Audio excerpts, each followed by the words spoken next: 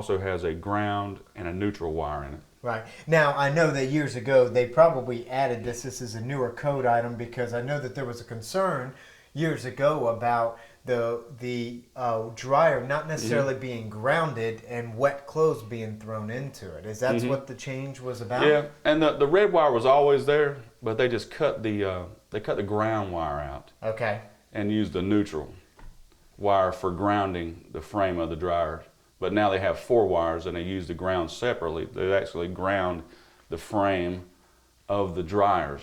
So it's not dangerous throwing wet clothes in there. Right. Very good. Very good. Okay. All right. And all these breakers here, you have power coming in from the bus bar and then it's leaving. How are we knowing that their breaker is good with it plugged in and on and it actually leaving going to the designated receptacle or appliance? What are some things that we can do to test it? You got to have the meter. Got to have the meter. Got to have it. Or you turn it on, and if the appliance is working, well, you can rest assured that there's power going through it. Okay.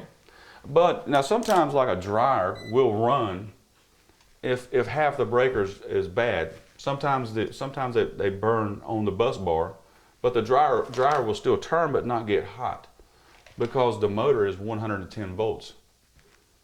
Okay. So it'll still turn, but you think that it's okay. But you can test it simply by using your voltmeter and testing the circuit on this side, Okay. the load side of your breaker. Okay. So what would we do? Could you test a circuit for us to tell us what we would do and show us? All right. What you want to do is you'll make sure that your tester is Here, I can on hold that for you. voltage, Okay.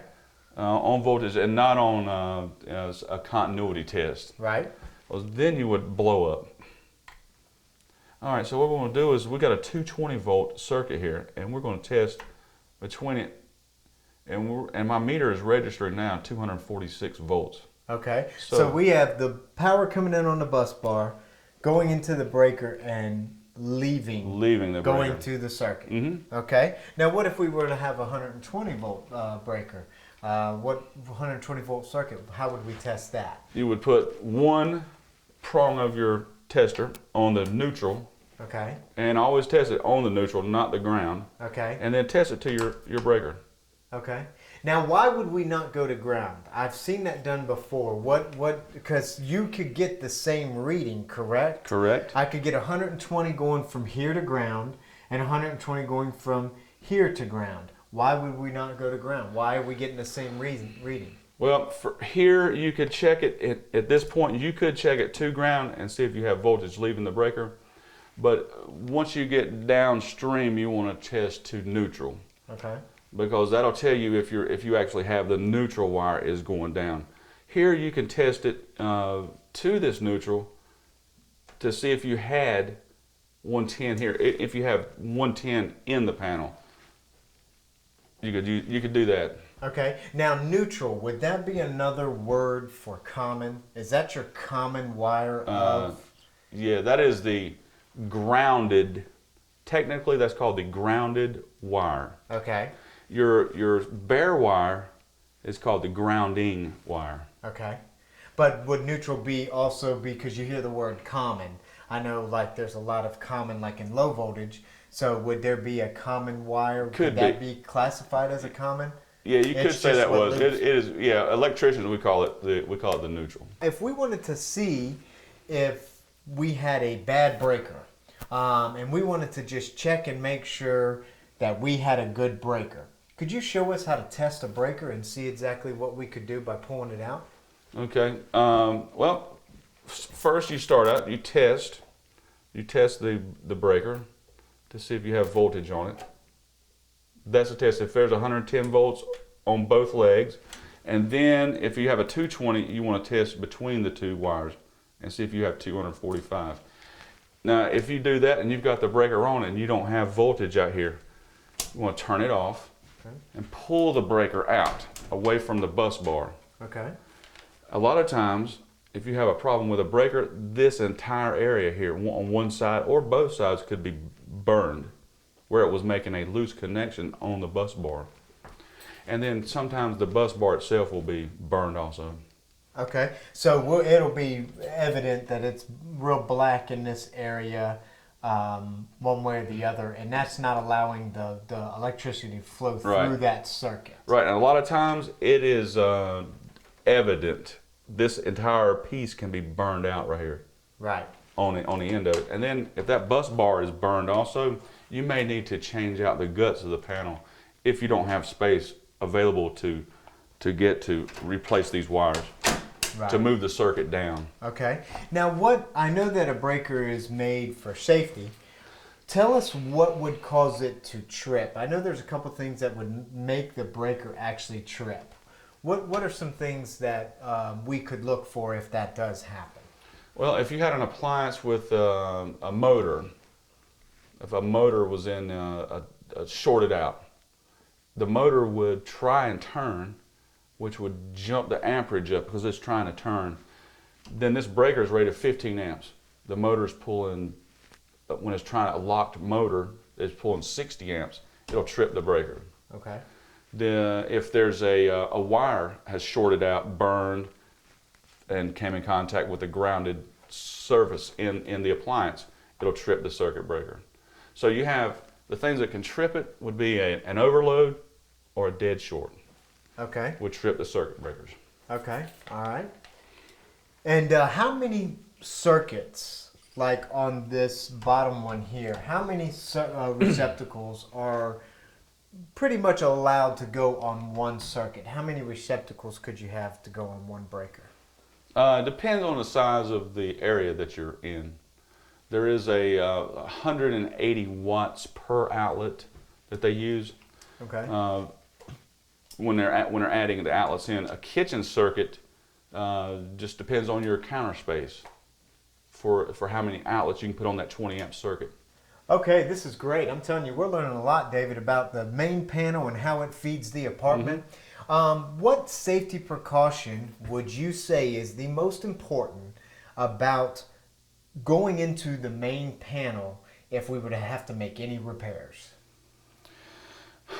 The number one thing, if you have to make a repair, Ray, is you would want to use a lockout tag on the circuit breaker that you're, whatever appliance you're working on, just so that someone doesn't come in and turn that breaker back on while you're working on it. Right. That's probably a number one thing because you can be electrocuted.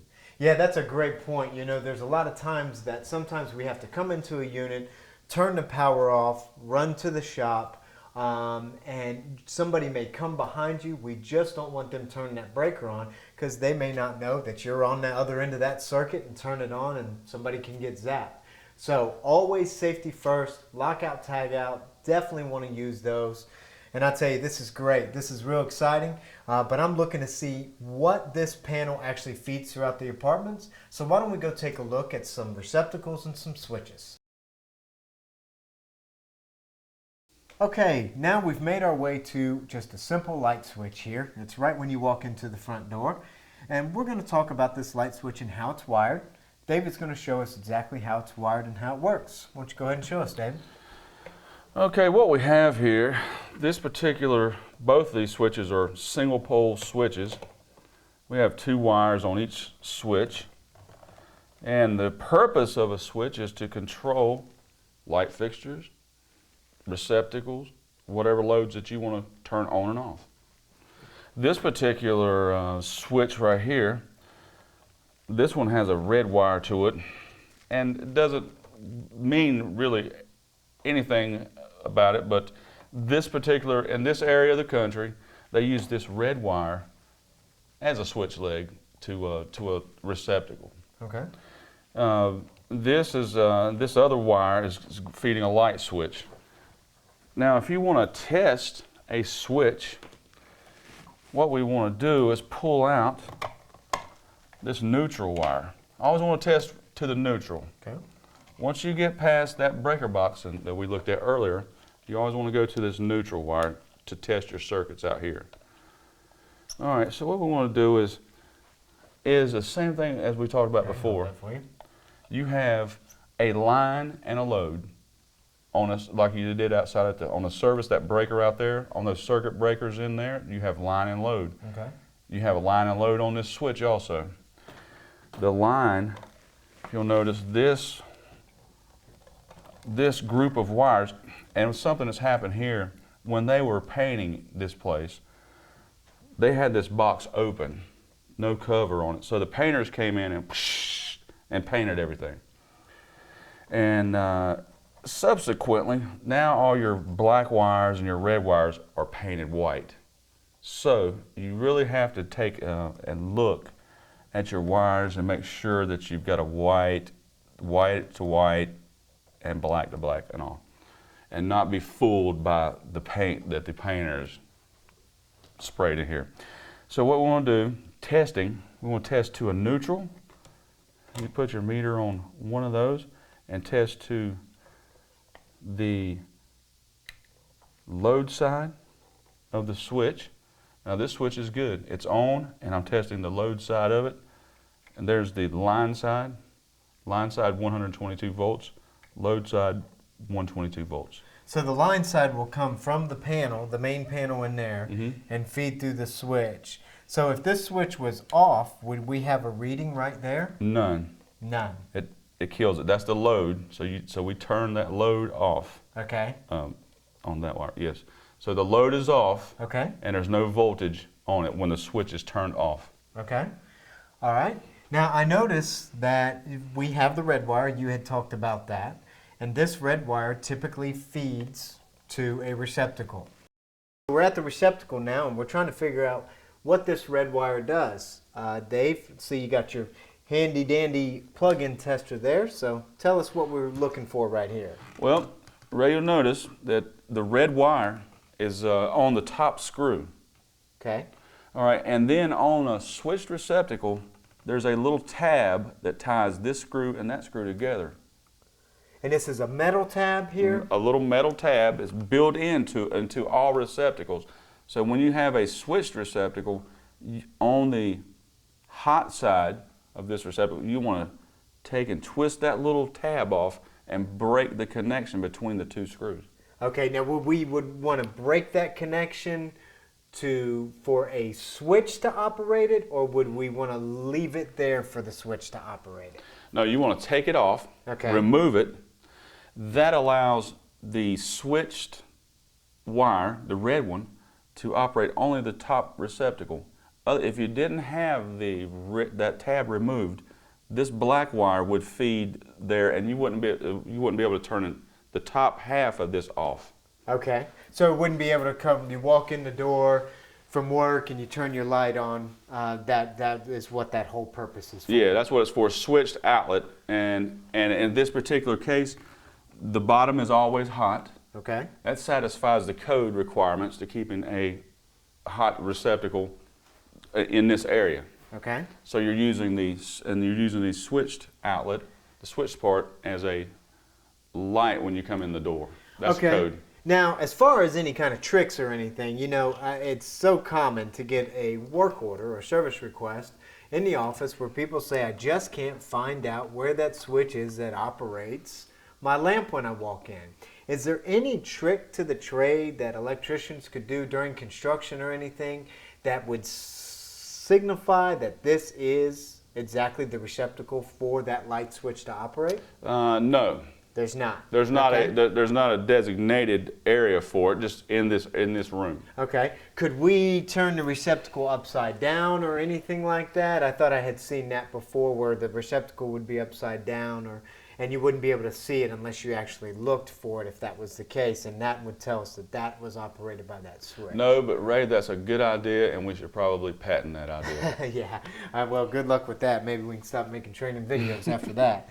Well, good. Now, if we just want to test this receptacle as far as voltage-wise, if we didn't have one of these, how would we know that this receptacle is good?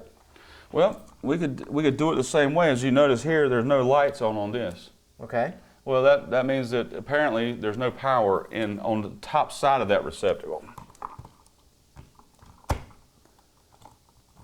The bottom lights up, and there's a problem with this circuit. And if we notice there, this says there's an open ground on this by the lights. So this particular circuit from here somewhere, the ground wire is not making it to this point. Now, what does it mean by open ground? Does that mean there's a loose ground wire somewhere? Exactly. Okay. Mm-hmm. All right. So this is not someone could not plug a lamp into this and it wouldn't work, correct? They could still plug a lamp in it and it would still work. It would. Lamps Okay. only have 2 plugs on them. Okay, but if it had a ground wire on it, it would not operate correctly. It would still work. Really? It will still work without a ground, but safety-wise, there's a safety issue because it's not grounded. You could get electrocuted if something's shorted out, or it could cause a fire and not short out. Okay, so in trying to troubleshoot this aspect, would we have to take all the receptacles out of the wall and try to figure out where the loose ground would be? Yeah, so just go through this, just go through them and check out all the ground connections for tightness. And we can look at that a little closer later on that ground wire, but it's twisted together, and we usually use that, the side cutters that I showed you earlier to twist those wires together, Okay. the lineman pliers. Okay. And this one looks pretty tight here, but it could be loose in any one of these receptacles around here. Okay. All right. Okay. So if we were to put our meter in here, would we still have the 120 volts that it's supposed to feed to that receptacle? Well, I'm going to turn the switch on now, and there, it's on. But it's still showing the open ground on this Okay. circuit. But you say it would work, so if we stuck our prongs in there in place of this, because if we didn't have one of these, we still would have 120 volts. Yeah, it was still 120 volts, but you don't have a ground. And Right. the ground is the most important wire here. The ground is safety. So if you do not have the ground, if you don't have a ground, the appliance, whatever you're plugging in, is not safe. And there, it's showing 122 volts. So this will work proper. It'll work, but it's not properly. A lamp only has 2 plugs on it, and a lot of clock radios only have 2 plugs. Okay. Not even a ground on them. Okay. But it's still important to have that ground operational. Right. Now I see that there's a lot of wires behind here. It looks like you got 2 whites on one side and the live hot wires on the other. So can you tell me what would make it different as to for how we know which one goes to which side? Which one is your neutral and which one is your hot? Well, if you'll notice, one side of this receptacle from the other, these are not the same size. The slots are not the same size. Okay. One's shorter, one's longer.